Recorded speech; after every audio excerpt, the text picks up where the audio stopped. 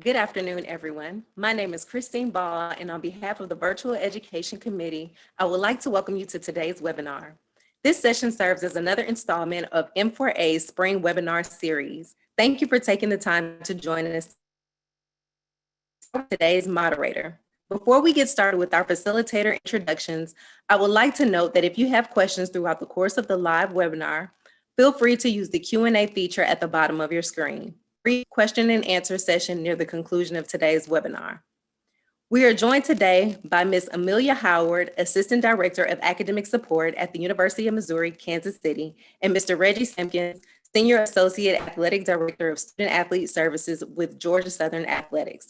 Welcome, Amelia and Reggie. Do you have any welcoming comments for the audience before we begin today's presentation? Thanks, Christine, and thanks to everyone who's joining us today.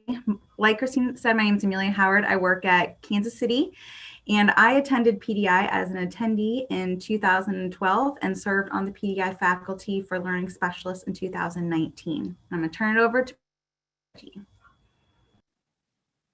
My name is Reggie Simpkins. I'm a 2010 graduate of PDI.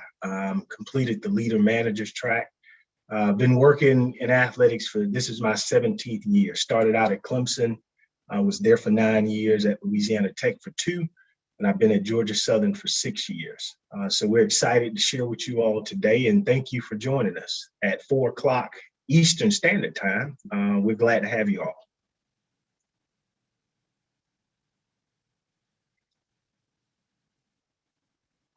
All right, so we'll jump right in. I want to give you Thank you both. We can go ahead and get started with today's presentation. Okay, thank you. But we want to go ahead and give you all an overview of PDI and just kind of tell you what it's about, what to expect, and then we'll go from there. But PDI was started in 2005 by the leadership of Steve McDonald. Steve worked in the industry for a number of years and left his stamp on N4A and PDI, and we're very appreciative of what he did for us. Since 2005, PDI has produced over 600 alumni over 5 different tracks. Originally, PDI was a pre-convention event, and its original location was held at NC State. And during that time, it was individuals who had been in the field for 5 to 10 years and that were looking for leadership and management training. And definitely it's evolved since 2005, and it's really grown. Kim has overseen PDI for the last 15 years. And now Amelia and we're coming along to take the torch from Kim and to keep this wonderful program going. Like I said, I graduated from PDI in 2010, and I can tell you some of the things that PDI actually did for me. I mean, it not only did it give me some like-minded individuals that were looking to learn and grow in the profession, it gave me a network of individuals. So, you know, sometimes you may hit that roadblock at your own campus, and you just have to pick up the phone and call somebody and say, hey, what are you all doing on your campus? And PDI created that environment. So with me finishing PDI in 2010, I still reach out to some of my cohort members today, and we still converse about what's going on in the business. Some of these individuals are my best and closest friends in the industry, and it's not just a 2 or 3 day event that you do and then you kind of put it down. But this is something that lasts a lifetime. Now, this year, PDI is going to change. We're going to a virtual format. We did not have PDI last year due to COVID-19. But this year, the executive board of N4A felt like we needed to keep this program going because through the virtual format that our students are using on campus each and every day, definitely we can do the same thing and still learn and grow during this time that we're in. This year, it will be a virtual format in November, and we will host the new practitioners and student athlete development tracks. There will be 30 individuals for each individual track, and we will have some wonderful faculty members that will step in and kind of help out. The learning outcomes of PDI, we want to make sure individuals are focused on leadership and management training. and based on the track that you're in. So for new practitioners, we want to make sure that we're giving you all tools to put in your toolbox that can help you as you enter into this profession. Kind of bring some awareness on some roadblocks that you can hit, giving you some best practices on some things that we found that's helped us and helped other individuals in the profession, so that you can return to your campuses and definitely have a positive impact on the student athletes that you work with each and every day. We want to make sure that we're providing those learning opportunities for individuals to come in, and this is going to be interactive. We're not just going to be standing behind a computer screen talking, but we're going to be, going into breakout sessions, giving you all some different things to work on, to do, interact with others within your cohort, and then we will go from there. But we want to make sure that we're providing an opportunity for all participants to learn and grow. And like I stated, even with the faculty members that I had in 2010, those are still also individuals that I reach out to. This is an opportunity, like I said, for networking and developing relationships. And I mean, it's just an opportunity for you all to learn and to grow.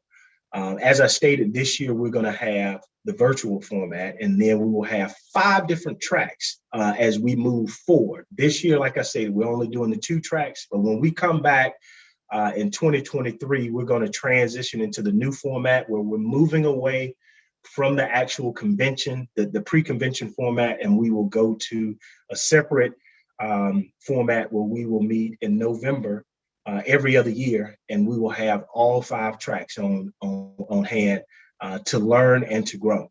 And with that being said, I will let Amelia kind of tell you a little bit more about the track offerings and some logistical information about PDI. Great, thanks, Reggie. Like Reggie mentioned, this fall, we're offering our new practitioner track and our student athlete development track. In addition to those 2 tracks, we also offer an HBCU track, a learning specialist track, and a leader manager track, So those will all be offered, like he mentioned, in our next round of PDI, which will be in person. So keep your eyes peeled on those tracks that are available. We also want to encourage, even though not all of the tracks are being offered this fall, if you feel like you would fall into a different track that isn't being offered, still apply for some of the tracks that are being offered. So the new practitioner or the student athlete development practitioner.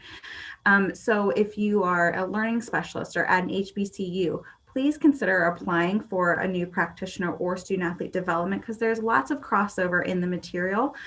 We still want you to be able to engage with N4A and with PDI, even if the track that you're most interested in isn't going to be offered this fall. A couple other logistical information pieces I know Reggie mentioned. We're going to have a cohort for each track of about 30 participants. Applications are now live on the N4A website, and it's been sent out several times on the listserv. Your application is due on April 23rd, and the materials you need to submit are going to include your resume, a personal statement about why you want to be part of PDI, and a letter of recommendation from your current supervisor or director. So if you haven't had that conversation with your current supervisor or director, please make sure to do so, because they will support you, hopefully will support you attending and applying to PDI. So once applications are in, the next step, applicants will be notified around May 21st if they were accepted or if they weren't able to be accepted for this year's cohort. And then a week later, we'll have the confirmation of the cohort. And then in August, we'll have our PDI dues submitted to NACDA and to N4A. And then November 7th through 9th will be our first virtual PDI conference. We set it up so that there would be time over the course of 3 days. We understand we're all in collegiate athletics, our schedules are busy, but hopefully the times that are going to be offered for that 3-day period, we'll be able to work around our busy schedules and working around with our student athletes. I know Reggie kind of mentioned how engaging and interactive PDI is going to be. So it's really a high expectation for our participants to have full engagement, not to be in or out. Though we wish we could be in person, we hope that the participants will treat it like they are in person and fully engage, whether they need to work from a different location than their office or work from home. The more engagement that you'll have with your faculty and with your fellow cohorts, the higher benefit you will receive. We also want to encourage anybody who is attending to be open, ask questions, step out of your comfort zone. Like Reggie said, he still uses his cohort in class as a great leaning tool and reaches out to them. Same with faculty, and I do that as well. So this is going to be a professionally transformative experience if you take advantage of all of the great resources and faculty that you get to work with. Anything I may have missed on that part, Reggie? One thing I wanted to add, like Amelia stated, this is going to be over a 3-day period, and you just need to make sure if you're going to apply that you, and if you are selected, that you need to make sure you're able to carve out that time to completely dedicate to this time period, because we want to make sure that you're getting the things that you need out of this program. Also, if you're on the fence, if you're thinking, should I do PDI?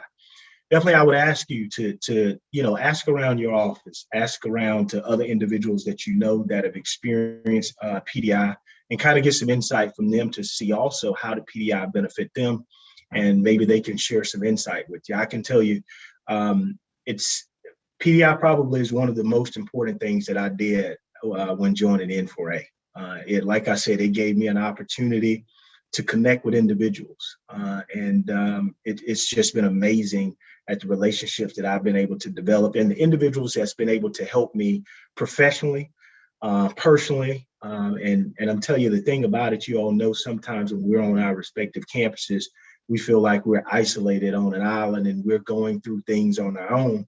But like I stated, some of my cohort members through PDI, we're able to pick up the phone and you realize that, you know what, it's just not on my campus, but this is something that's maybe going on other campuses. And hey, this is how they're handling the situation at campus XYZ. So just keep that in mind. But I would tell you, ask around, talk to people, see what they liked about it, and just kind of go from there.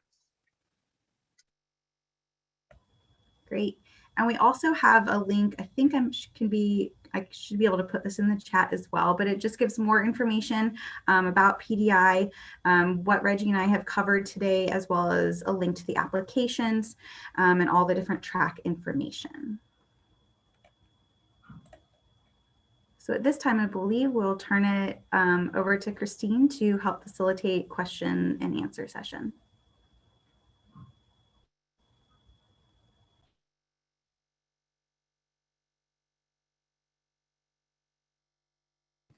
Thank you, Amelia. All right, so the first question says, could you discuss what you're looking for in letter of recommendations?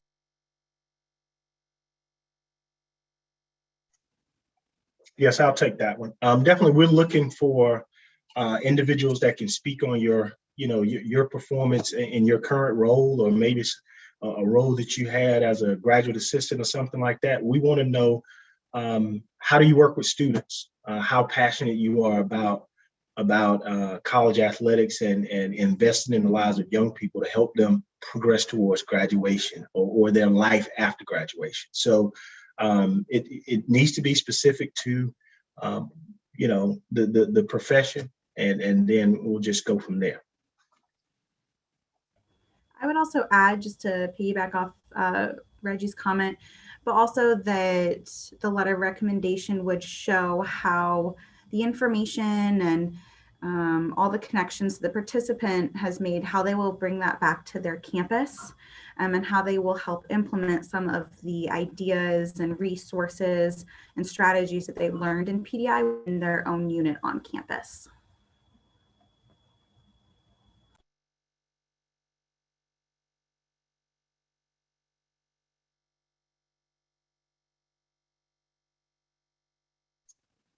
I guess the next question that we have, will the same tracks be offered in 2022?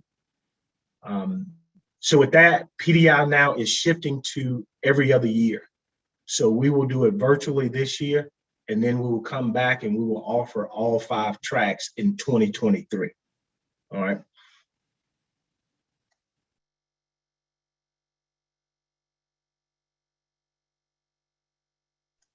Okay, I see we had another question come up. What if you're starting at a new university? I'll let you take that one, Amelia. Sure. So if you are starting out at a new university, we would still encourage you to apply. The new practitioner track is for those that are joining the field but have been into it for about 0 to 2 or 3 years. So if you are starting at a new institution, and you probably need to talk to your new supervisor about applying, I would just encourage you to talk about the benefits that you could bring back to your new institution, and the benefits of N4A and the larger membership that you will be joining through PDI, and all of the connections that can help benefit you and your new institution. So I hope that answers your direct question there.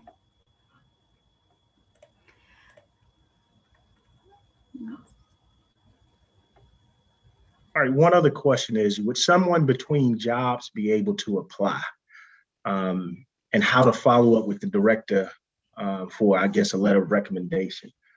If you're in between jobs, I would say definitely, you should be able to reach out to someone at your previous place of employment to provide some insight on your on what you were able to accomplish while you were with that institution. And then 2, let's say if the director is no longer there, maybe trying to reach out to that individual, or finding someone else within athletics that could write that letter of recommendation for you. All right. Let's see what else. Is there a minimum requirement of years of experience to apply for either track? Do you recommend young professionals choose one track over the other? Amelia, I'll let you take that one.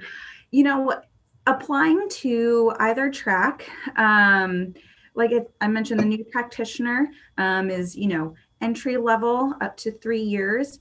And the student athlete development track, I think, can range from being a new practitioner to several years already in the field, because you're going to be learning new and cutting edge programming, especially, we've all had to adjust to this COVID era. So I think that the amount of years, can be 0 to 5, 6, whatever. Each of the tracks do have track leaders and faculty members, and they will be working to review all of the applications to have a wide range of experiences. So you are encouraged to apply for either track, regardless of years of experience. But new practitioner is targeted more to those of you who are just joining the field of athletic advising or student athlete development professionals. Okay, so we got another question. Could you provide the timeline again? Applications due on the 23rd, hear back, convention. Yes. So, and that will be posted in the link that I share in the chat as well. But applications, yes, are due April 23rd. Then on May 21st, or by May 21st, the track leaders will notify those applicants who have been accepted. Then we just give the applicants a week to let the track leaders know if they want to accept to participate, or if they're not able to participate anymore. Because we have had in the past, and due to the amount of applicants, we may have a wait list. And so if you're not able to participate like you thought you would be when you applied, that gives you some time to accept or deny your participation. And then the beginning of August, there is a fee that our PDI attendee fee that is due, and then we will start with PDI on November 7th. So we have one question. Are you looking for a diverse cohort this year that's very experienced to non-experienced participants? Exactly. I mean, the thing about that I love about PDI as well is that you're not going to go in there and find all mid-major institutions, and then you're not going to find all Power 5. You're going to find a little bit of everything. I think in my particular class, we had HBCU, we had small institutions, large institutions. So it's going to be a very diverse group. So keep that in mind. And like Amelia stated, I mean, the thing about these two particular tracks that we're offering right now, and I see we have a question from Stephanie Hamilton, and I'll direct that to Amelia. But the thing about the good thing about it is, if you're working in student athlete development, but then you're a new practitioner, you have the opportunity to actually apply for both tracks. So, I mean, take advantage of that as well, and just keep that piece in mind. But this question right here, Amelia, I'll let you take this. What will the student development track have to teach us, and what is the programming? Sure. So the faculty for the Student Athlete Development track is going to be led by Dr. Christina Navarro and Michael Salm, who are both at Wisconsin Platteville. So Dr. Navarro is the athletic director there and has wide-ranging experience from student athlete development. So they are working on their curriculum, and it's designed to work and teach students about different program development, all the way from like career development to resilience and mental health, and all of those great things that our student athlete development professionals do. It also will teach participants about national trends, how to collaborate with campus on a lot of these programs, different fundraising models, etc. So more to come from the faculty on that, but that's generally what that track focuses on. Also, I see a question, I think I'm reading the questions, about what the fee is. So if you are accepted into PDI and are able to attend, the cost is $150 for PDI registration. And that just continues to cover the cost of being able to facilitate on a very exciting platform, as well as other registration fees. So it is $150 to attend PDI.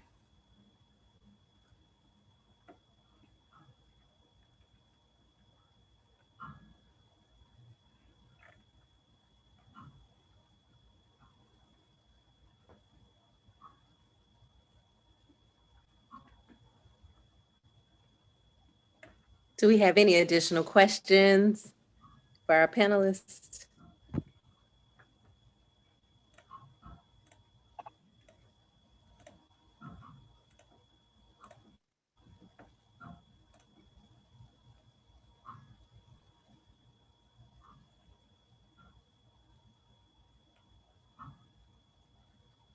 All right, well, that concludes our presentation for today. Again, we will give everyone a couple of more moments to ask any questions that you may have while our facilitators close out today's session. Any final comments? Reggie and listening to apply. All right, we have two other questions, and these are really good questions too. One question is, what advice would you give to someone that has previously applied but has not been accepted? Apply again. Yeah. I'm gonna tell you this, is one way for you not to be selected, and that's not to apply. So make sure you apply, and just think about maybe how you completed that application, or what you put in your personal statement and things like that. What experiences have you gained over this last maybe year and a half, 2 years since you previously applied, that you can bring to the table this particular year? And also the question came, would you, Reggie, you spoke about applying to both. Would you suggest different personal statements or letters of recommendations? I think it all depends. I mean, I think if you're a new practitioner, and let's say you're in a hybrid format, right, where you've got it where at some institutions you're advising, you might be tutor coordinator, and you might be doing student athlete development. I think it's a way that you can write that personal statement to kind of encompass all of that in there. But if you feel like you have a stronger role where you kind of have, kind of those dual responsibilities where you're mainly student athlete development, but you're a new practitioner, I think it's different ways that you can do it. But I think just pay attention to your personal statement and make sure that if you're going to apply and you're going to use the same recommendation for both tracks, that you express that to the person that's writing the letter of recommendation to you so that they can kind of touch on that when they're writing that letter.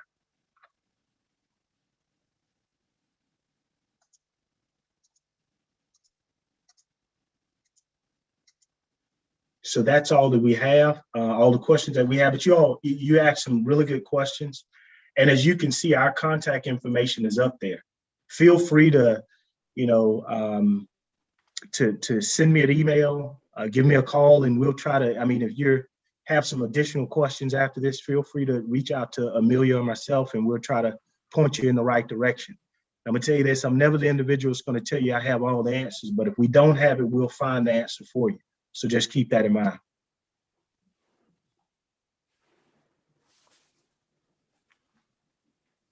All right, anything further from Amelia? Any lasting comments? No, just thank you to N4A for allowing us to have this presentation. Reggie and I are very excited to continue the great work that Kim Durand has done with PDI, and excited to move forward to our virtual platform. Really encourage, just like Reggie said, encourage everyone to apply. Apply again, because it is a great experience that will help you both personally and professionally. Absolutely. Well, thank you both for your thoughtful presentation, and we thank all the audience members for your questions and participation in today's session. Amelia and Reggie, again, thank you for your time today. I know this was an impromptu session that we put together, but just to make sure we adequately prepared individually conclude their applications. Again, did we notate the time and date of when they are due? Yes, due on Friday, April 23rd. Excellent. All right, awesome. So that gives everyone about a week to get those applications into you all. So again, on behalf of N4A and its leadership, thank you for taking the time to participate in this discussion and addressing our organization. That concludes today's presentation. So thank you, N4A family, for joining us this afternoon. Please have a wonderful day and please remain safe. So thank you all for joining us. Thank you.